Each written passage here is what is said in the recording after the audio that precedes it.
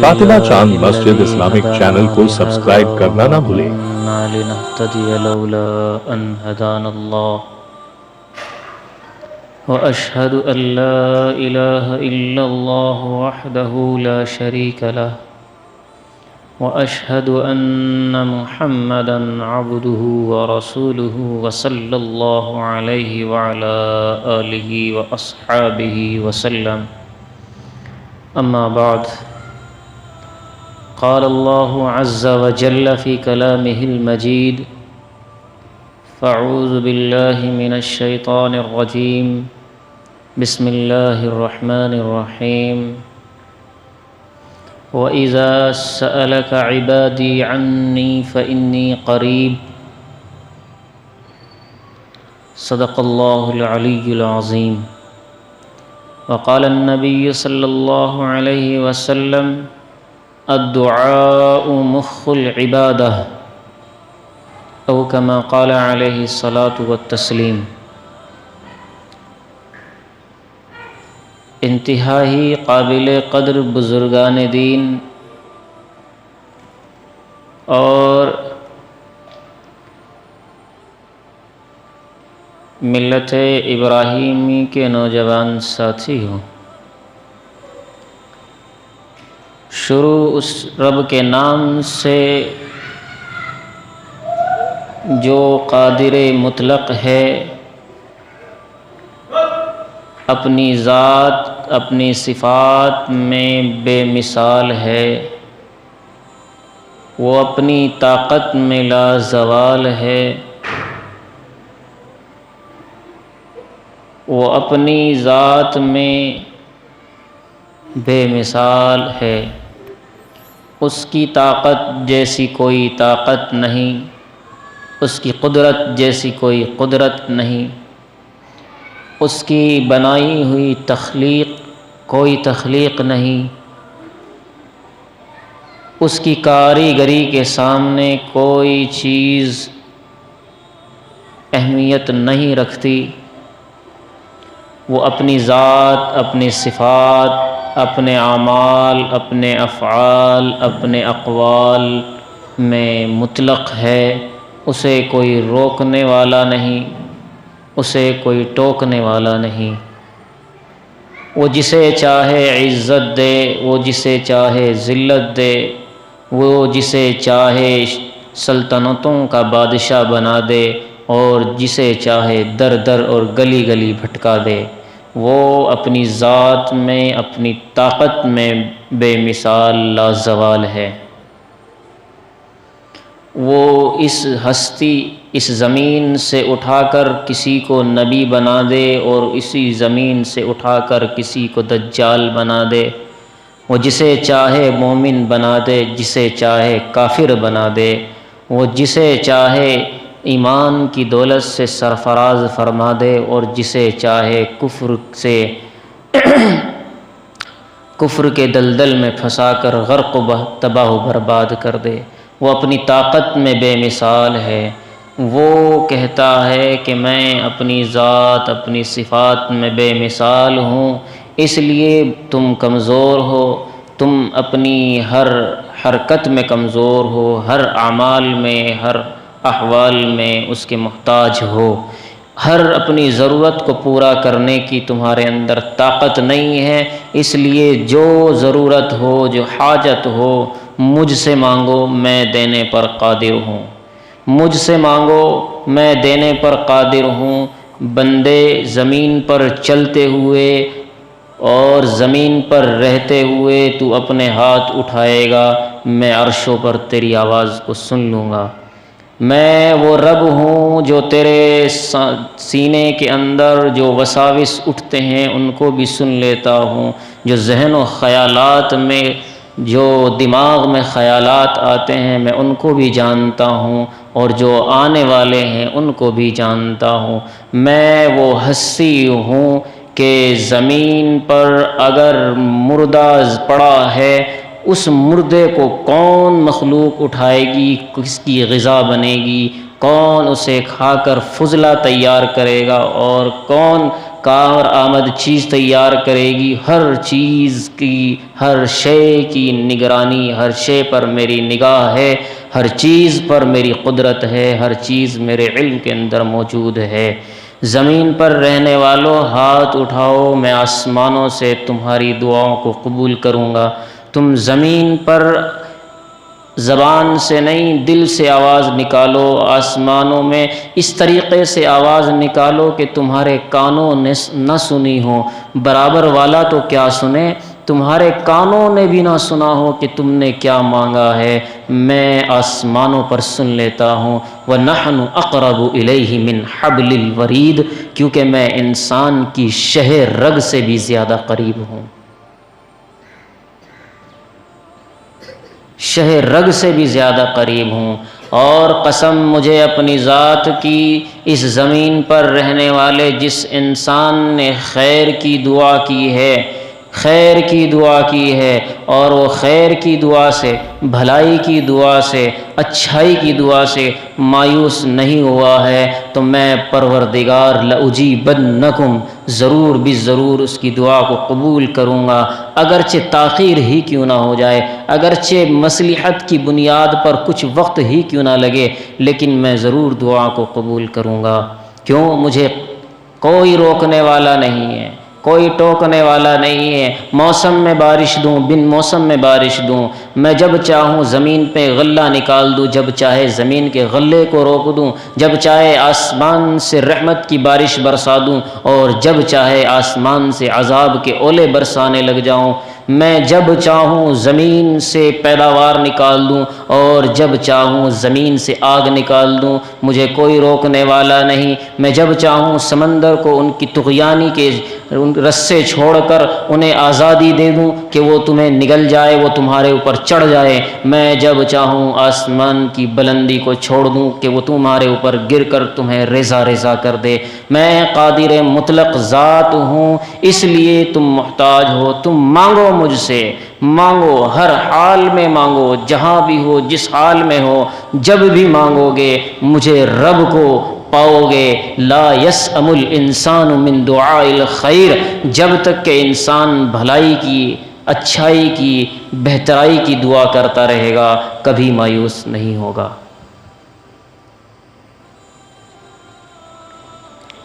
دعا ایک بہت بڑی شے ہے، انسان کی بندگی کی قبولیت کا مغز دعا ہے۔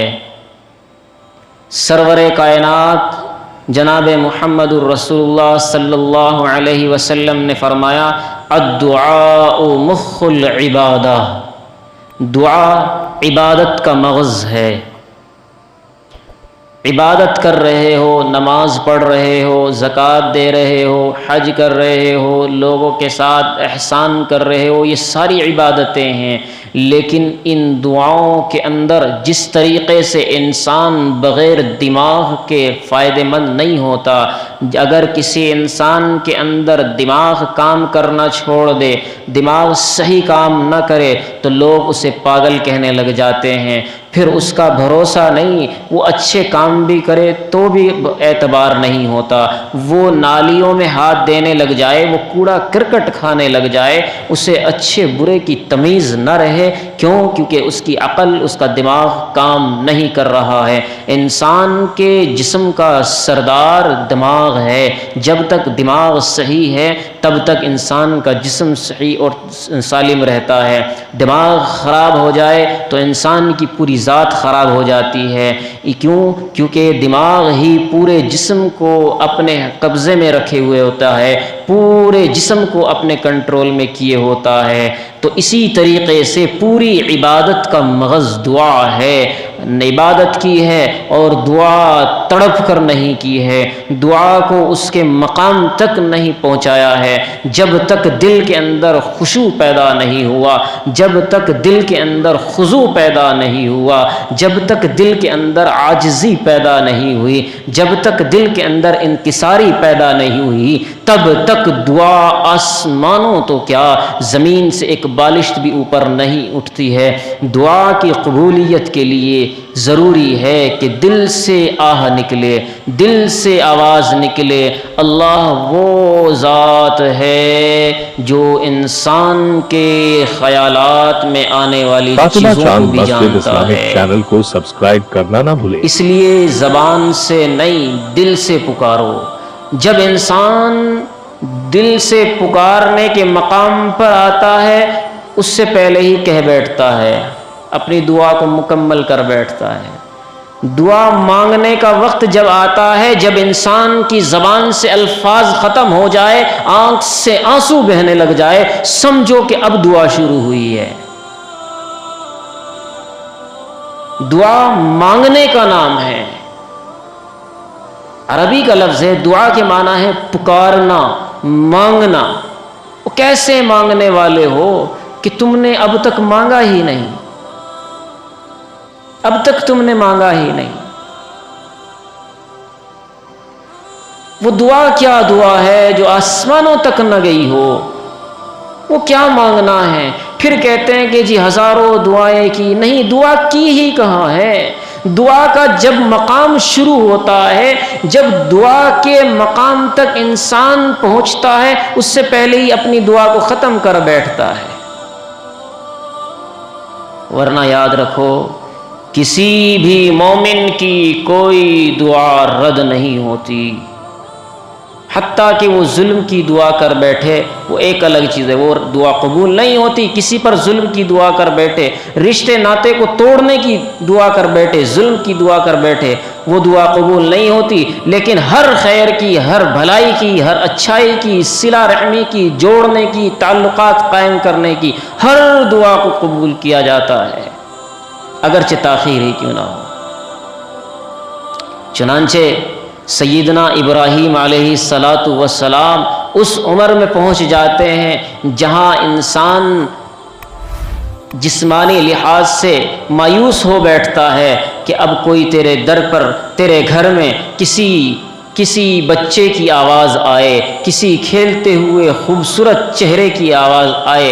جب انسان ایسی امید کو پہنچ بیٹھتا ہے، لیکن چونکہ رب ہے، وہ کس کو کیا دینے لگ جائے، اسے کوئی روکنے والا نہیں۔ حضرت ابراہیم نے 86 برس کی عمر میں دعا کی، ربی ہب لی من لدنک ذریۃ طیبہ انک سمیع الدعاء، میرے رب مجھے پاکیزہ اولاد عطا کر، مجھے پاکیزہ اولاد عطا کر، بے شک تو دعاؤں کا سننے والا ہے۔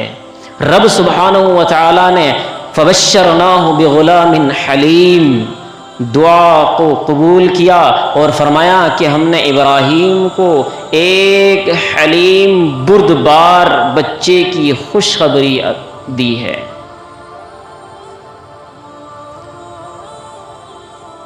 ایسی عمر میں کہ جب انسان مایوس ہو بیٹھتا ہے، اللہ سبحانہ و تعالی نے اس عمر میں اولاد عطا کی ہے، کیونکہ اللہ رب العزت قادر مطلق ہے، وہ قادر مطلق ہے۔ اس نے دعا کو قبول کیا اور فبشرناہ بغلام حلیم، ایک حلیم بردبار بچہ ان کو عطا کیا، اس کی خوشخبری عطا کی، جس کا نام اسماعیل رکھا گیا۔ عبرانی زبان کے اندر شماعیل ہے، شمع کے معنی سننے کے آتے ہیں، اور ایل لفظ مترادف ہے اللہ کے، جیسے خدا بولتے ہیں، اللہ بولتے ہیں، اسی طریقے سے ایل بولا گیا ہے عبرانی زبان میں۔ تو شماعیل کا معنی ہوا اللہ نے سن لی، تو اللہ نے ابراہیم کی دعا کو سن لیا، تو گویا اسماعیل ابراہیم کی دعا ہے، ابراہیم کی مراد ہے۔ وہ رب جو سن ایاس کو پہنچے ہوئے انسان کو اولاد عطا کر دیتا ہے، تو کیا تمہارے گناہوں کو نہیں بخش سکتا؟ کیا اس کے یہاں کمی آ جائے گی؟ وہ جو اپنی ذات میں غفور الرحیم ہے، جو اپنی ذات میں قادر مطلق ہے، وہ جسے چاہے عزت دے، جسے چاہے ذلت دے، جسے چاہے 7 ملکوں کا بادشاہ بنا دے، اور جسے چاہے گلی گلی فقیر بنا کر در در بھٹکا دے۔ مقصد، غرض دعا ہے کہ دعا مانگی جائے دعا کے طریقے پر۔ جب ابراہیم نے تڑپ کر دعا کی تو اللہ نے اولاد عطا کر دی۔ پھر یہ اولاد چونکہ حضرت ہاجرہ علیہ السلام سے ہوئی، اللہ رب العزت نے ابراہیم علیہ السلام کا پھر امتحان لیا۔ ابراہیم لے کر نکل جاؤ اپنی اس اولاد کو۔ سیدنا ابراہیم علیہ السلام حضرت ہاجرہ اور حضرت اسماعیل علیہ السلام کو لے کر نکل جاتے ہیں، اور چلتے چلتے ایسے مقام پر پہنچتے ہیں، قرآن کہتا ہے ربنا انی اسکنت من ذریتی بواد غیر ذی زرع عند بیتک المحرم۔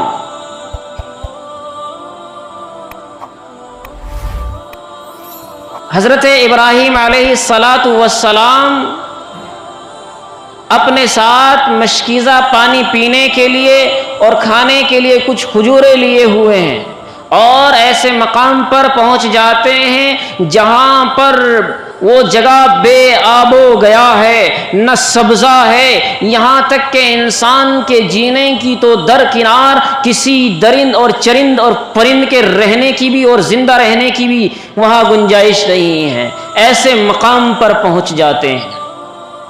اللہ سبحانہ و تعالی حکم فرماتے ہیں ابراہیم اپنی اس اولاد کو یہیں چھوڑ دو اور لوٹ جاؤ۔ سبحان اللہ، قربانیاں دینی پڑتی ہے تب جا کر دعائیں قبول ہوتی ہیں، کچھ برداشت کرنا پڑتا ہے اللہ کے لیے تب اللہ سنتا ہے۔ اللہ سبحانہ و تعالیٰ نے حکم دیا ابراہیم یہیں چھوڑ دو اولاد کو۔ حضرت ابراہیم علیہ السلام چل پڑتے ہیں، کس جگہ پر بے آب و گیا، بے سہارا چھوڑ کر چل دیے، ایسی جگہ جہاں انسان تو درکنار کوئی جانور بھی نہ رہتا ہو، کوئی پرندہ زندہ نہ رہ سکتا ہو، کیونکہ وہاں کھانے پینے کی کوئی چیز نہیں ہے،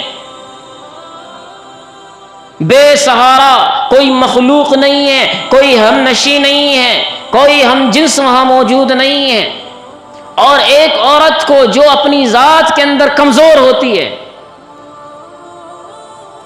اگر آج بیوی کو اس کے مائکے چھوڑ کر چل لے تو وہ دامن پکڑتی ہے، پوچھتی ہے، جبکہ وہاں اس کے گھر والے موجود ہیں، اس کے ماں باپ موجود ہیں، ساری دنیا موجود ہے، اس کے باوجود کہتی ہے تم مجھے کس کے اوپر چھوڑ کر جا رہے ہو، کس کے سہارے پر چھوڑ کر جا رہے ہو؟ تو سبحان اللہ، قربان جاؤں اما ہاجرہ علیہ السلام کی قربانی پر، ان کی سخاوت پر، ان کی طاقت پر، کہ انہوں نے ایسی جگہ پر جہاں انسان تو درکنار جاندار بھی نہ رہ سکتے ہو، وہاں پر بھی اللہ کے نام کے لیے قربانی دینے کے لیے تیار ہو گئی۔ لیکن چونکہ انسان ہے، تمسکت بِأَزْيَالِهِ، حضرت ابراہیم علیہ السلام کا دامن پکڑا اور پوچھا کہاں جا رہے ہو؟ ہمیں یہاں بے آب و گیا جگہ کے اندر چھوڑ کر، ایک اپنے چھوٹے سے بچے کو چھوڑ کر، کس کے سہارے پر چھوڑ کر جا رہے ہو؟ حضرت ابراہیم علیہ السلام خاموش رہے، چل پڑے۔ حضرت ہاجرہ نے پھر دوبارہ پکڑا، تمسکت بِأَزْيَالِهِ، پھر دامن پکڑ کر پھر پوچھا، پھر تیسری مرتبہ پھر پوچھا۔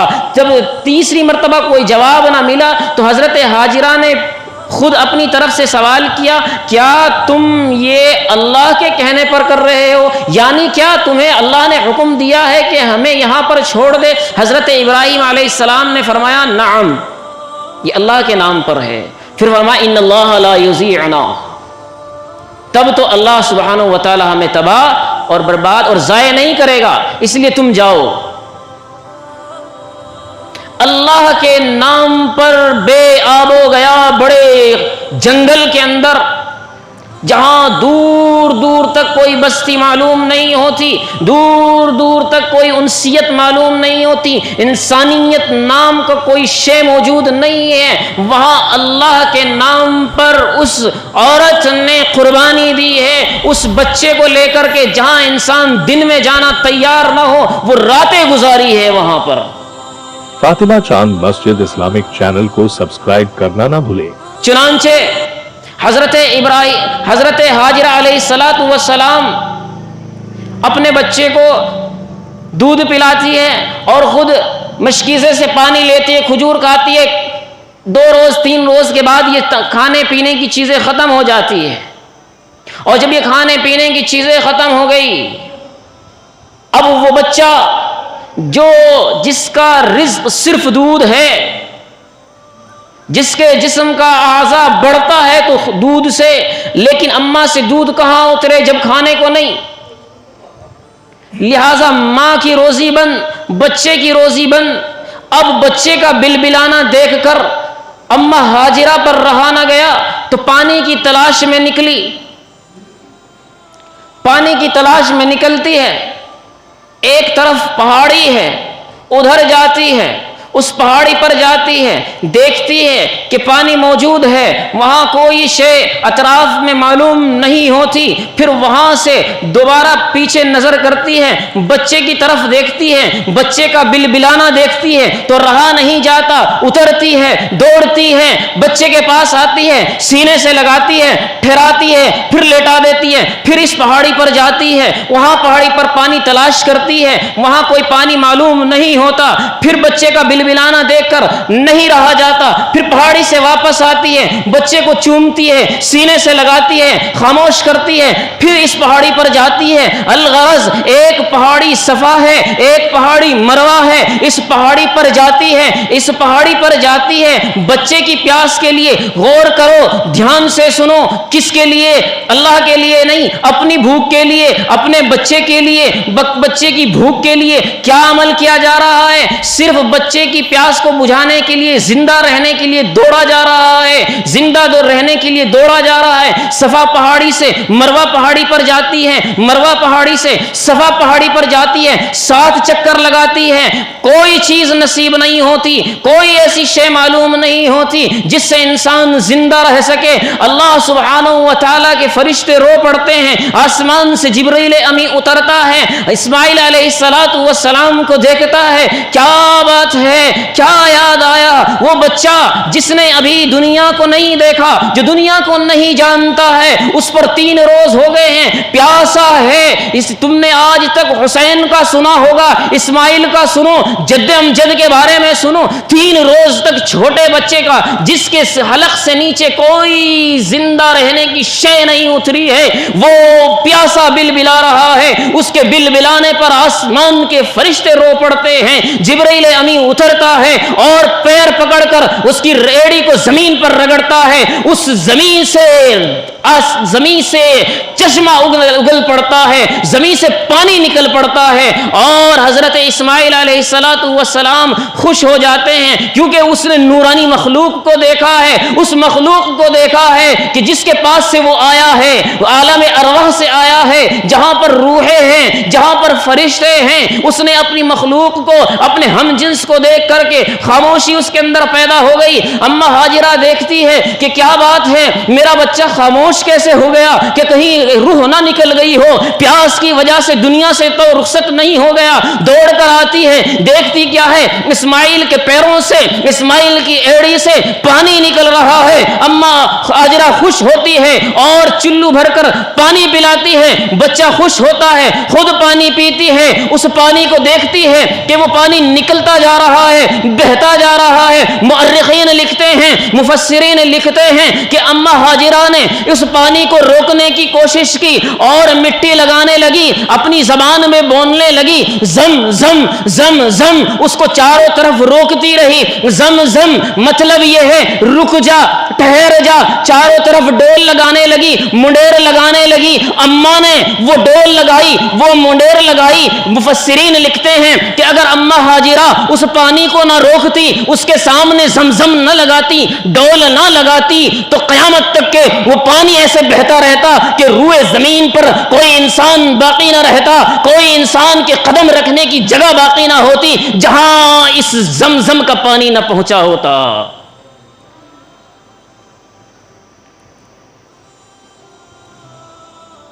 یہی وہ زمزم ہے جسے آج حجاج کرام پیتے ہیں۔ آج عمرہ کرنے والے، حج کرنے والے پانی پی کر، اسی زمزم کو پی کر اپنی پیاس کو بجھاتے ہیں، لکھتے ہیں، اور بتلانے والے حجاج کرام بتلاتے ہیں، اپنے تجربات میں سے بتلاتے ہیں کہ اگر بھوکے آدمی نے بھوک کی نیت سے زمزم کو پی لیا تو سبحانہ و تعالیٰ نے اس کے اندر یہ صلاحیت رکھی ہے کہ وہ غذا بن کر انسان کے جسم میں اتر جاتا ہے اور بھوک کو مٹا دیتا ہے۔ انسان نے پیاس کے لیے اس زمزم کو پی لیا تو وہ پیاس کی شدت کو مٹا دیتا ہے۔ یہاں تک کہ لکھا ہے کہ جس انسان نے جس نیت سے اس پانی کو پیا ہے، رب سبحانہ و تعالیٰ نے اس پانی کی مقبولیت اتنی رکھی ہے کہ اسی نیت کے ساتھ اس کی دعا کو قبول کر لیا ہے۔ یہ ہے وہ زمزم۔ ہم اس نبی کے ماننے والے ہیں کہ جس کی ایڑی سے نکلا ہوا پانی انسان کی تقدیروں کو بدل دیتا ہے۔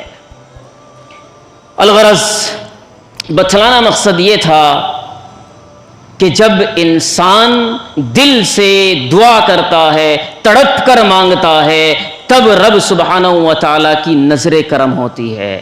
میں نے بتلایا کہ پوری عبادت کا مغز دعا ہے، اس لیے دعا مانگا کرو، تڑپ کر مانگا کرو۔ میں نے کہا دعا شروع جب ہوتی ہے جب انسان کے زبان سے الفاظ ختم ہو جائے۔ اب انسان یہ سوچتا ہے کیا مانگوں؟ کچھ مت مانگ، تو زبان سے نہ کہ، بس ہاتھ اٹھا، آنکھ سے آنسو نکال، یہ تیرے بولتے ہوئے آنسو رب سبحانہ و تعالیٰ تک جائیں گے اور تیری مرادوں کو پورا کرائیں گے۔